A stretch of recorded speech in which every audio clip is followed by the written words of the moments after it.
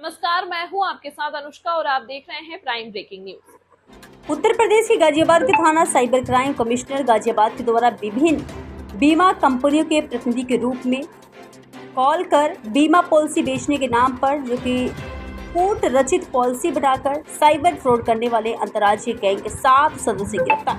26 mobile phone जिनके पास से 6 chequebook, 3 passbook, 14 ATM card, 4 SIM card, Mahindra Thar और कार, 1,98,000 रुपये नकद, तकरीबन कुल 45 करोड़ रुपए की आसपास की ठगी की घटना को अंजाम दिया था।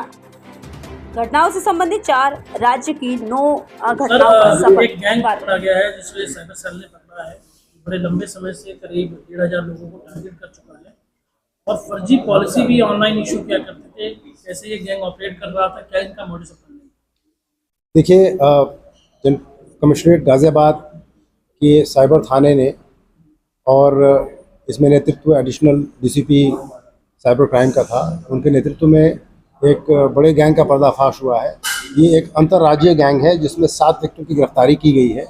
इन 7 व्यक्तियों में जो मुख्य 2 व्यक्ति हैं, अमन अग्रवाल एवं राहुल शर्मा, इनसे पूछताछ से कई महत्वपूर्ण जानकारियाँ प्राप्त हुई हैं और एक बड़े गैंग का पर्दाफाश हुआ है जिसमें इनके द्वारा ये बताया गया है कि इन्होंने फर्जी बीमा पॉलिसीज़ करीब 1000 से 1500 लोगों को बेची है।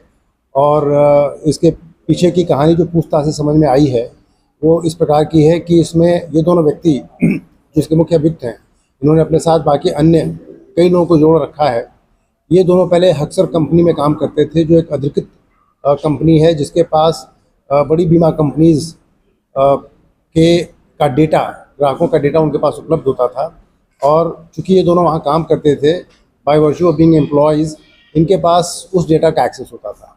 कुछ दिन वहाँ काम करने के बाद इन दोनों ने वो वहाँ से कंपनी छोड़ दी और उस डेटा को अपने साथ लेके चले आए। और उसके बाद इनके दिमाग में ये योजना बनी और उन्होंने कई जगह से प्री एक्टिवेटेड सिम कार्ड फर्जी आईडीज़ पे लिए, कुछ पुराने मोबाइल फ़ोन्स इधर उधर से ख़रीदे और उसके बाद इन लोगों ने पुराने ग्राहकों को फ़ोन करके उनकी पॉलिसी को रिन्यू करने के बहाने या उनकी पॉलिसीज़ में एक्स्ट्रा बेनिफिट्स देने के बहाने उनको फ़ोन करके उनको बरगलाया और उनसे कुछ म्यूल अकाउंट्स में पैसे जमा कराने शुरू किए।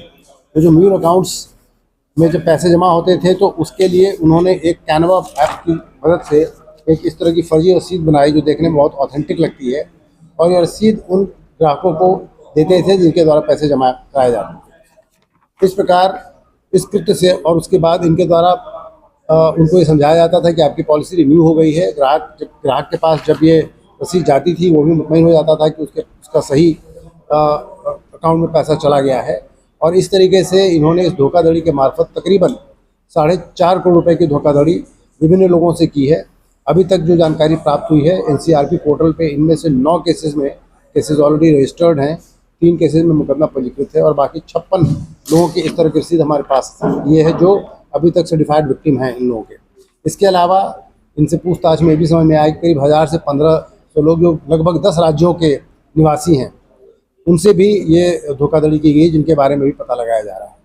जो अभियुक्त पकड़े गए हैं उनके कब्जे से ये जो धोखाधड़ी करके जो राशि उनके द्वारा कमाई गई थी, उस राशि से खरीदी गई एक थार गाड़ी, एक महिंद्रा XUV 300 गाड़ी, इसके अलावा 26 mobile phone, 4 pre activated SIM, कई तरह की फर्जी आईडीज़, 1,98,000 रुपये कैश, इस तरह की कुछ चीज़ें बरामद हुई हैं और ये 56 रसीदें बरामद हुई हैं।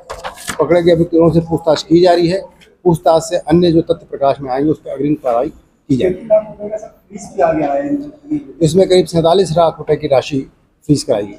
जिन अकाउंट में ट्रांसफर करा देते हैं उन लोगों से पूछताछ की जा रही है। जो म्यूल अकाउंट से उनका भी पता लगाया जा रहा है और बाकी जो इस रैकेट में अन्य लोग जो जुड़े हुए हैं जिनके बारे में पता चला है, पूछताछ करके उनसे भी अग्रिम कार्रवाई उनके खिलाफ की जाएगी। इन लोगों ने 2 फ्लैट्स रेंट कर रखे थे, कुछ कार्रवाई इनके द्वारा वहाँ से की जाती थी, बाकी अपनी गाड़ियों में भी बैठ करके ये कॉल करते थे। ऐसा